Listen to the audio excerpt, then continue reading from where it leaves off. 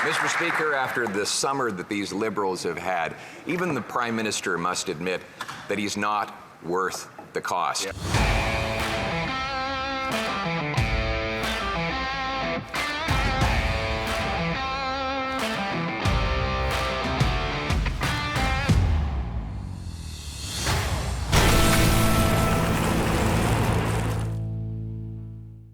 Welcome back to Northern Perspective, everyone. I'm Cypher. And I'm Fox. At long last, the House was back in session today, and we bring you a sample of what went down during question period. Before we get to that, help us keep this channel growing strong by hitting that like button to help us push this out to more viewers, and subscribe to the channel so you are notified of our next episode. If you would like to support the channel, check out the description of this video for more details. Now, before we get into question period, we wanted to show you something that you will never see on the mainstream media. Many of our viewers have remarked how they enjoy seeing and learning about the procedural aspects of the government, and here's one of the more jubilant aspects. I have the honor to inform the House that the Clerk of the House has received from the Chief Electoral Officer a certificate of the election and return of Mr. Khanna, member for the Electoral District of Oxford.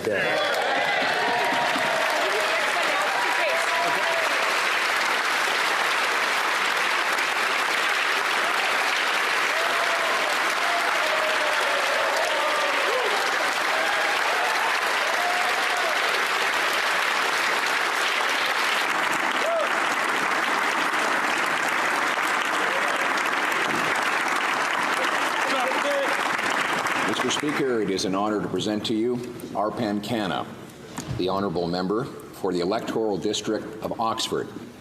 He has taken the oath, signed the roll, and now claims the right to take his seat. The honourable member, take his seat.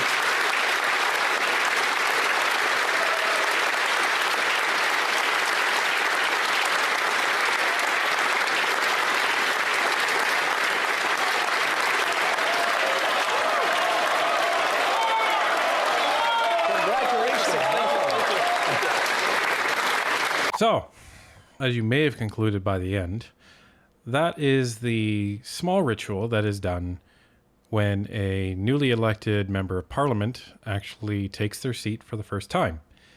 So, outside of the confines of the House of Commons, they are required to take an oath of office in which they are essentially swearing to, abide by the Canadian Constitution, represent their constituents with the utmost honorability, and, that they will work to promote a safe and prosperous Canada. That's basically it in a nutshell. And then they sign the roll, meaning they are essentially putting pen to ink that certifies them as a member of this session of Parliament. And then the leader of their party and the House leader of their party escort them into the House of Commons, at which they are presented to the House and to the Speaker of the House, and they are then invited to take their official seat in the House of Commons. So it's something that you don't see, but you only really see this at the beginning of each session. We thought it was kind of neat to open this sitting with some positive procedure aspects. So now you know what it's like when a member of Parliament gets to take their seat for the very first time. And on that note, let's see what the rest of the people sitting in the House had to say today. Oral questions. Question orale, the Honourable Leader of the Opposition.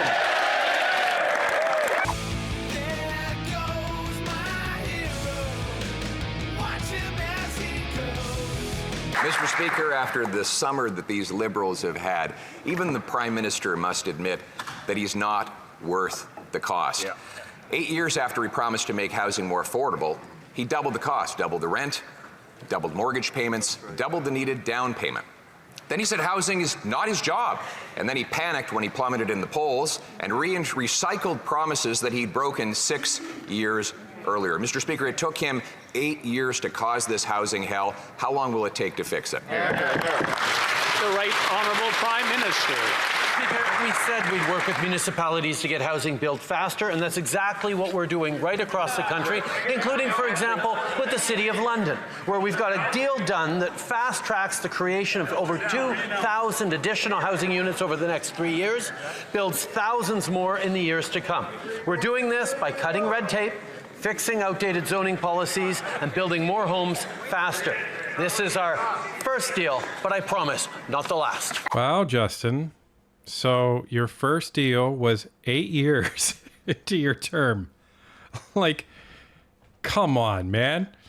You really think Canadians are buying that? Because the polls show they're not. So, don't be coming out here and saying, oh, wow, we're cutting red tape. You're not doing shit. All you're doing is saying to the municipalities, hey, if you come to us with a business case and you figure out how to build homes faster, we'll give you free money and then we'll take credit for it. That's all I'm hearing. Yeah, I don't even know how this incentive is supposed to work. It doesn't go towards the actual houses, is what we've learned. But I don't know what the money is for. Like, is it for administration? Is it for building permits? Is it for hiring more skilled tradespeople? No idea. Pretty sure it's just for the bureaucrats because that's the only thing that makes sense to me. The Honourable Leader of the Opposition. Speaker, he's building bureaucracy, not building homes. In fact, his inflationary deficits drive up interest rates, according to former Liberal Finance Minister John Manley. And that ensures that it's harder not only to buy homes, but to build them. Today, we got the devastating news that not only are we not increasing home building was down in August, 18 months after his so-called accelerator was brought into place. So when will the Prime Minister realize that he's not worth the cost, get out of the way, and build homes, not bureaucracy? Right, Honourable Prime Minister. Speaker, the opposition leaders bickering won't help get houses built. Our plan does. The Minister of Housing wrote the Mayor of Calgary offering to partner with the city if they made necessary changes for more affordable housing. And just this Saturday, the City of Calgary approved a plan for reducing zoning red tape and building housing by public transit. This is a step in the right direction, and we know together we can build more apartments for students to rent and more homes for families to grow in. More him. Yeah, let's get the pigs out there. Why not?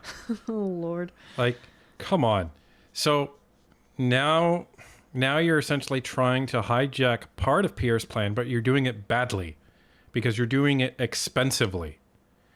Well, the other thing, he takes a dig at Pierre saying that Pierre has no solutions. Pierre's not in government right now. He's coming for your job, but it's not his job right this second to be figuring out things like housing and food prices. Well, and Trudeau admitted that, we're not the ones going to find the solutions. All we're going to do is go to the cities and say, hey, if you figure this out, we'll give you money. Like, that is not a housing plan. Everyone is tired of your crap. 8 years in. It's reactionary as opposed to pro-actionary. Well, he was saying in the 2015 election that he was going to lower housing costs. He's doubled them. So he's not only broken an election promise, he's literally done the opposite. Twice as bad as his original promise. So now you're deciding to fulfill a campaign promise that you made 2 terms ago. That you said was not your responsibility just a few months ago. Yeah. Housing isn't a primary federal responsibility. The Honourable Leader of the Opposition. Mr. Speaker, all he has delivered is an economy that built fewer homes last year than were built in 1972. Wow. And this year, housing construction is expected to drop further by 32%. Data from August showed that home building was down again. His inflationary deficits drive up interest rates, which make it harder for builders to finance their construction and harder for Canadians to afford a mortgage. So will he finally do what he promised to do 8 years ago, and that is balance the budget to bring down interest rates and inflation? I noticed something different about Pierre this time around. He's not wearing his glasses? He's not wearing his glasses, but he's not speaking to the speaker. He's speaking to the camera, which is very different. Before, he was always looking at the speaker, or he was looking at Trudeau. He's not looking at either of them in this case. He knows Canadians are watching now, watching more than ever, and watching channels like ours, because we told them. So now he's speaking directly into the camera because he's speaking directly to those voters. So Pierre is being as cerebral as he possibly can in order to maximize his message. And I think it's very interesting to watch. The Right Honourable Prime Minister. On delivering real results, while the leader opposite is focused on empty slogans and picking fights. In fact, when he was in charge of housing, he bungled projects like the Toronto Line 1 extension, which to this day has no housing near a number of its stations. In contrast, we are actually linking public transit dollars to apartments and housing density, and we're doing so without the Conservative plan to restrict access to abortion, to deny the impact of climate change, and put more assault weapons in our streets. Wow. When have the Conservatives said they were going to restrict access to that particular medical procedure? You guys know why we're not saying the word. Yeah. Don't let a drop in polls get in the way of providing disinformation to Canadians. And in the House of all places. I thought he's not supposed to say, things that are not true in the House. Oh, no, wait, that's outside the House. That's outside That's the House. outside the House. Okay. So they are protected by parliamentary privilege Correct. inside the House. Correct. Which during their duty, they can say things that are misinformation or disinformation, or they can be wrong, they can lie. But outside of the House, they're not permitted to do that because they could face legal repercussions and civil repercussions, such as being sued for slander, for example. Correct. And this is what we explained in one of the earlier videos when Mendocino was going at Pierre. But at least we won't have to hear Mendocino's voice from here on out for the rest of this term. Thank goodness for that. Up the Honourable Member for Thornhill. Mr. Speaker, after 8 years, the Prime Minister and his coalition with the NDP are not worth the cost. Housing is worse than ever and worse than anywhere. Years of inflationary deficit, Canadians are getting crushed with housing costs. Mortgage payments are up 151%. That's more than $3,500 a month. And in Toronto, it used to take 25 years to pay off a mortgage, and now it takes 25 years to save for a down payment. So will the Prime Minister end his wasteful spending and eliminate his inflationary deficit so Canadians can keep a roof over their head? The Honourable Deputy Prime Minister. Mr. Speaker, Mike Moffat called our housing plan announced by the Prime Minister last week hugely important. This will make the numbers work. The governments of Ontario, BC, and Newfoundland have already followed suit. But what did the Conservatives say about this practical plan to get more homes built? They said, we don't need more spending. Well, how do they think we're going to get homes built in Canada? Is it by magic? We need home builders to invest more and build faster. That is what our government is making possible. That is what is going to fix the housing challenge. When your finance minister doesn't know how to solve a problem except for spending money, that tells you need a new finance minister. I just find it's an interesting dynamic here between Lanceman and Freeland. It's leading lady versus leading lady. And Melissa, she's calm, she's cool-headed, she's always articulate, and she doesn't talk down to people. And then contrast that with Freeland, who thinks she knows better than everybody, puts down Canadians at every turn. She's just a horrible, horrible deputy prime minister. She's the witch. She's the wicked witch of the East. And I'll say the East just because she's on the east side of the house in terms of the camera. So, yeah, this is something special. You can't fix everything by just throwing money at it. Contrary to Pierre Trudeau and his lessons to his son Justin, Pierre's solution is to fix this by withholding money, saying, you want money from the federal government for your infrastructure? Get stuff built. I think this is symptomatic of how Trudeau and Pierre were perhaps brought up, where Trudeau, grew up rich, and if you had a problem, you would just chuck money at it. But Pierre, he didn't grow up rich. He had to be resourceful. And I think he's bringing that now into the House of Commons. Instead of just chucking money at whatever the problem is, he's coming up with practical, real-world solutions. Well, and again, the results speak for themselves. when the Conservatives were last in government, crime was down 32%, I believe is the number, and they spent $400 million less. Housing was down by double, and they've been spending billions of dollars less. So they spent less, yet achieved more. The Liberals are spending a hell of a lot more and achieving a hell of a lot less. Yeah, I had an argument with somebody on Reddit today that they were making the point that there's no sense in voting for Pierre Poilievre because housing's so bad and it's never going to get better and this and that. And I made the point that during his tenure as housing minister under Stephen Harper, housing cost half of what it did now.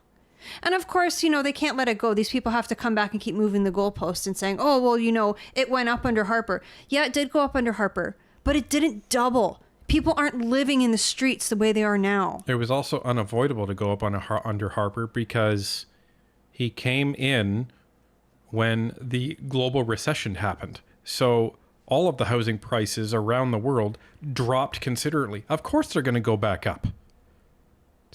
But they didn't double. No, and they're not going up at the rate as they did under Trudeau. So nice try, guys.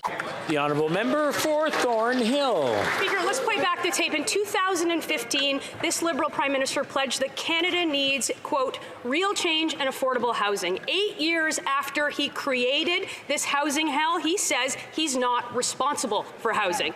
Housing prices have doubled. Rents have doubled. Higher taxes and more government spending equals higher inflation and higher interest rates. Canadians can see it. So why is it that the NDP Liberal government are the only ones who can't? So this is another change. Very subtle, but you're going to hear it more and more.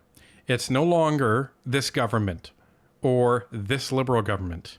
It is now this NDP Liberal government. Because that's what it is. Of course that's what it is. But why is she saying it? For our benefit. She's saying it to put pressure on the NDP. To lump in all of those uncomfortable MPs that are under the NDP banner. The Conservatives know there's a bunch of backbench NDP members of Parliament that are pissed off. And they don't like being associated with all of the crap going on. So the more they actually associate them, NDP Liberal government, the more that they're going to feel the pressure. So the plan seems to be to put a lot of pressure on those NDP backbenchers to cause some ruckus in the NDP party. So very interesting change of tactics here. Subtle, but they're going to be very effective once the repetition plays out over the next couple of months.